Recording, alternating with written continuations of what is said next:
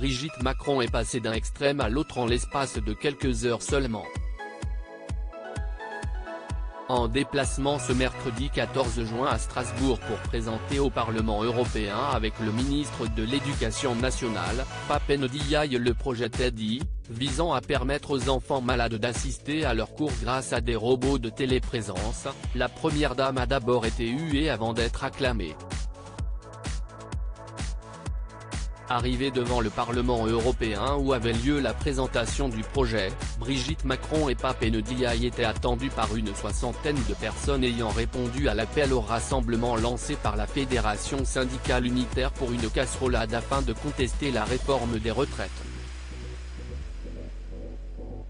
Une rencontre qui n'a finalement pas eu lieu, la première dame et le ministre s'étant glissés dans le Parlement par une autre entrée.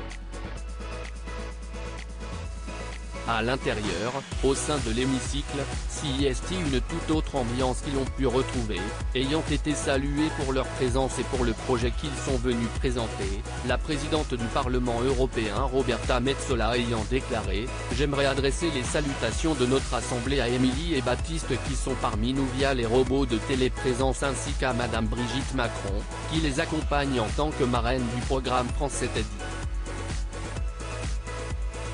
Émilie, Baptiste, Madame Macron, je vous souhaite la bienvenue. »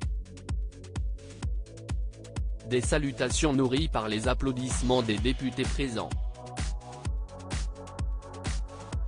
À n'en pas douter, Brigitte Macron a sûrement plus apprécié ce second accueil que le premier. L'évolution coiffure de Brigitte Macron de son premier jour à l'Élysée à aujourd'hui. Brigitte Macron, un été consacré à sa famille.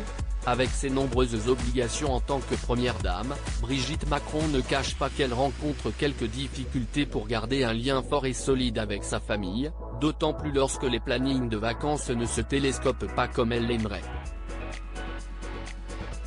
Néanmoins, il est une tradition à laquelle Brigitte Macron ne déroge pas chaque été et qu'elle appliquera également cette année, celle de profiter auprès des siens durant 3 semaines en août.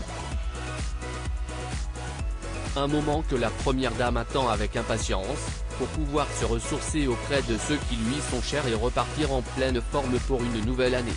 Crédit photo, Stéphane Le Mouton.